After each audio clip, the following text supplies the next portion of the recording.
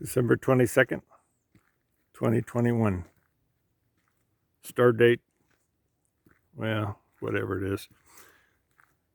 Anyway, here's the next Cobra Patrol video. This is about a game we came up with while we were on the Yuma Proving Ground, aka YPG. We didn't have any horseshoes at that time, and so we devised a game to take the place of horseshoes, which we called Boulder Lob. Now, Boulder Lob is a game where we use boulders instead of horseshoes, and we use a bigger boulder as the boulder pin or to replace the stake on the horseshoes. Now, we would set our boulder pins, which are about 30 to 50 centimeters in diameter. We place those at the center of a circle that they were spaced 15 meters apart. And around each boulder pin, we would inscribe in the dirt a circle with a radius of 1 meter or a diameter of 2 meters. And hold on, my pump is telling me something here.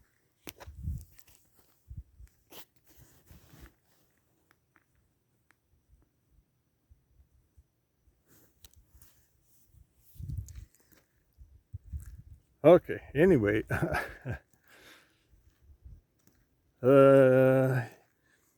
yeah, so it was a 4-person game. They were divided into 2 persons on a team. So once we got our boulders in place with the circles drawn around them, we would then go search for boulders that we would toss. Now, these boulders had to be small enough where we could toss them 15 meters to the other boulder pin. And so once we got our boulders, throwing boulders, we would set up. And so one person on one team was in defending his boulder pin in one circle, and the other person on the other team was in his circle defending his boulder pin.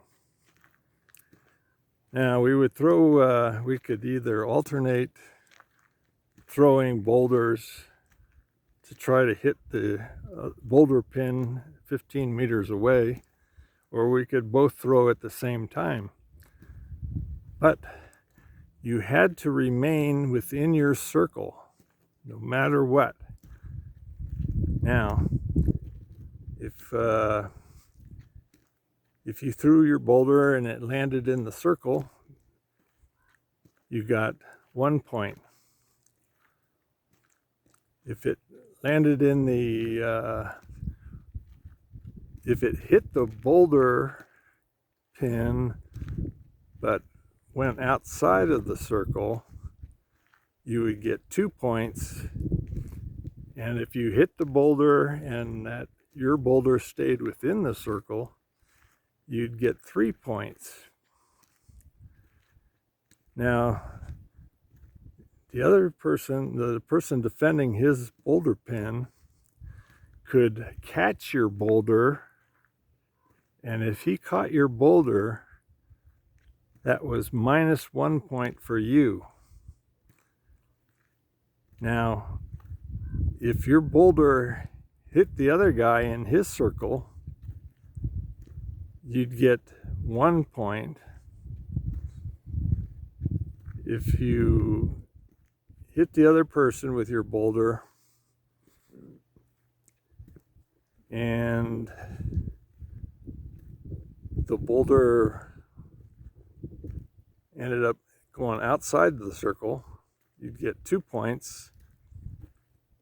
if it stayed in the circle,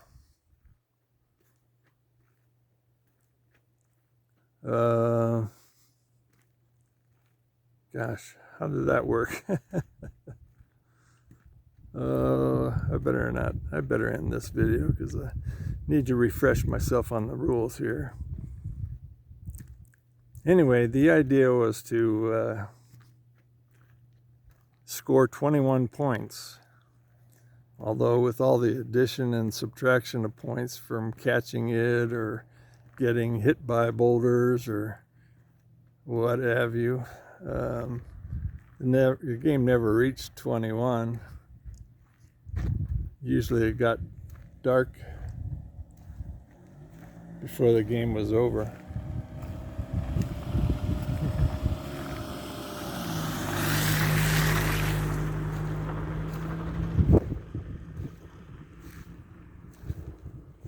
Now, if your boulder hit their opposite boulder pin and that boulder pin cracked or broke, that was the end of the game. You were a winner. Now we would, there'd be about 6 of us on the crew and 2 other guys who were waiting their turn.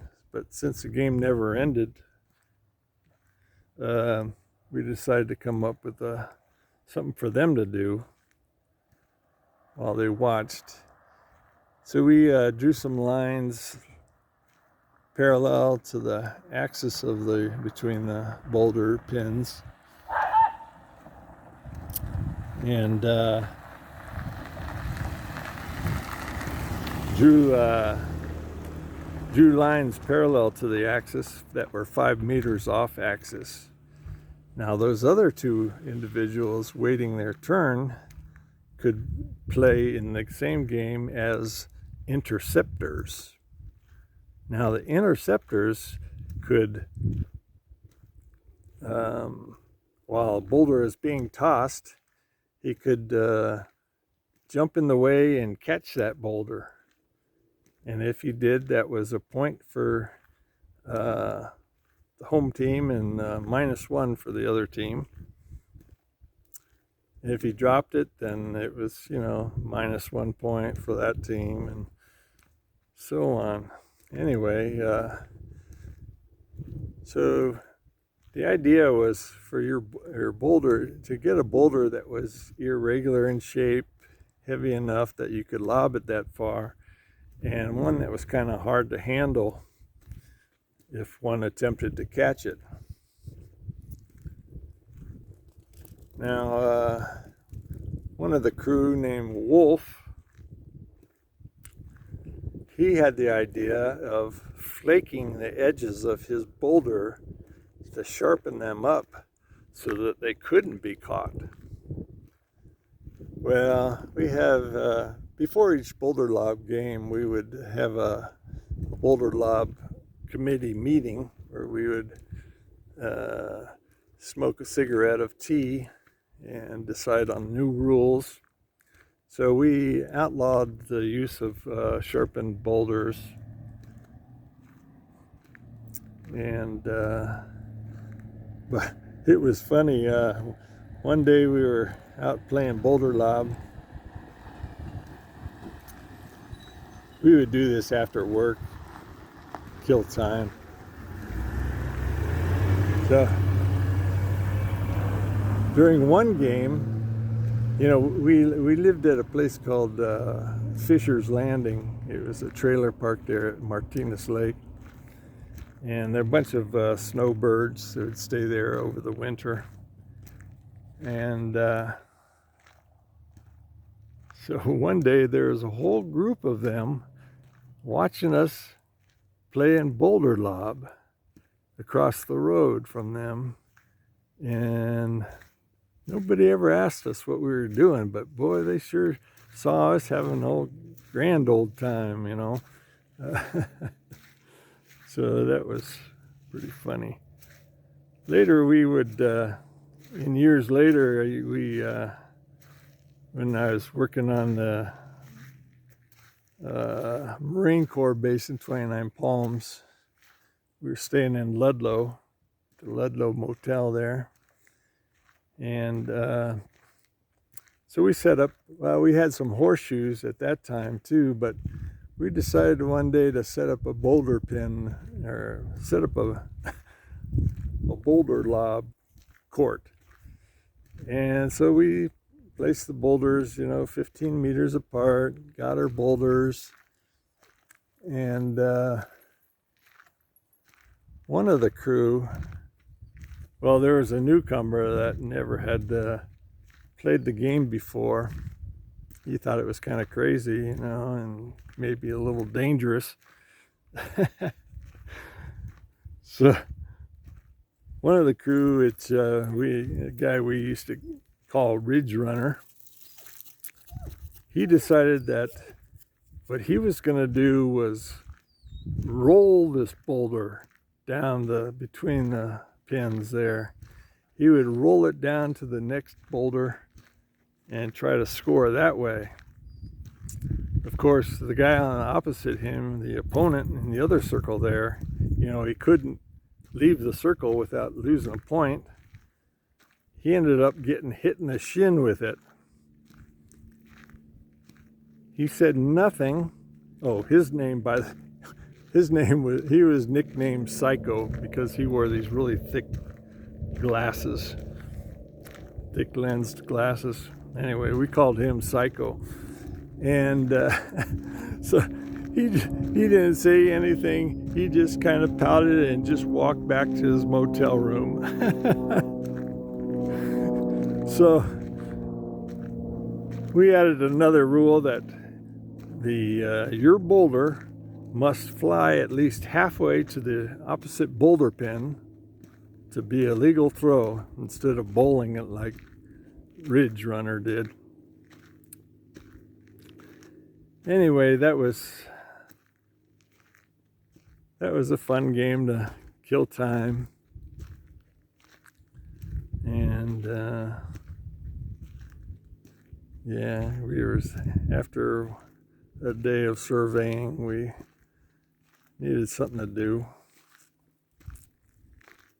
One other time, we came up, while we were working down the YPG, we decided that we would play some poker, So at first I think we used Cheerios as poker chips. And so we'd play, 5-card draw or whatever. And so we decided that one trip out to Yuma, we would stop at the bank in Gila Bend. And we got $10 worth of coins so that we could play poker with real money. So we had like quarters, dimes, nickels, and pennies. $10 worth. So we would divvy that up between the players. Usually 4 of us would play at a time. And so we'd play, and when the night was done, whoever won whatever or lost, all that money, that $10, went back in the can to play with the next time. So eventually we needed some more money, and well, Wolf and I used to smoke Buck cigarettes. So we get cartons of these Bucks. They're a discount brand of cigarette, but had some really nice packaging, a buck head on each side of it, the pack. But the ends of the cartons said Bucks cigarettes on it. So we would rip off the ends of these cartons, and we would use those in our poker games as dollars or buck dollars. So we would play. There's this fella next to us, had a trailer. He was from Michigan. His name was Dick. And every day after work, he would come by our trailer. Wolf and I had our own trailer there, and he'd come over with some beers, you know. He'd bring us some beers. He was a snowbird. And so he would tell us this story. Well, I don't know what happened, but we were talking about porcupines one day, and he was saying, you know, it's illegal to kill porcupines in Michigan. And we say, well, why is that? He says, they're survival food in the winter. He said, oh, huh, okay. So Wolf and I would, in his later visits, we'd always see if we could get him to tell the same story, which we were able to. Gosh, about 6 times we would bring up something like, oh, we saw a raccoon in the trash today, but I haven't seen any porcupines. And that would tip him off. He'd start telling his porcupine story. You know, it's illegal to hunt porcupines in Michigan. Why is that, Dick? You know, he didn't know that we remembered. We were just egging him on to repeat the story. Turns out he repeated it 6 times, you know.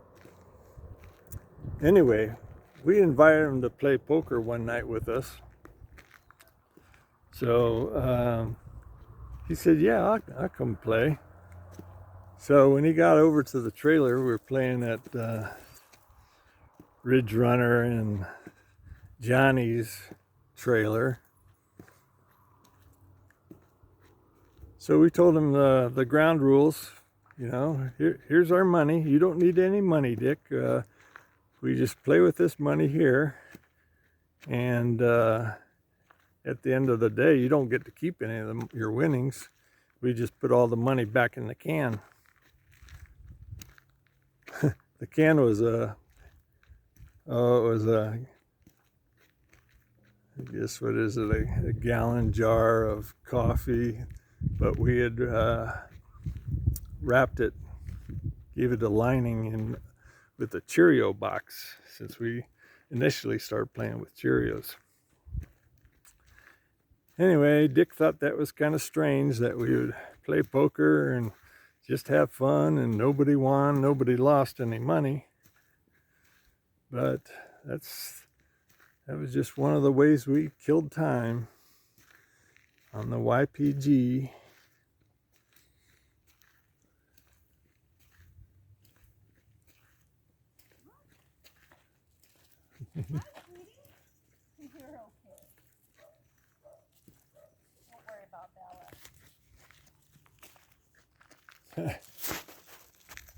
There's Dino. Two really old girls having a run. Yeah. Hey, sweetie. Hey, sweetie.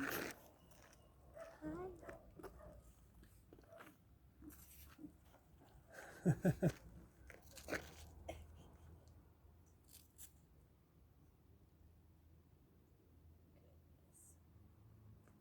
Okay, Dino. Oh my goodness. Desperate.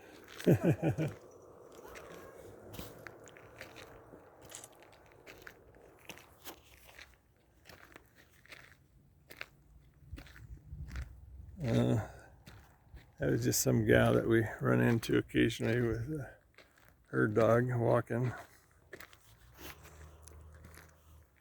Anyway, so that's the kind of stuff we did down Yuma Proving Ground. Pass the time. And I'll save some other stories for next video. Till then, peace out.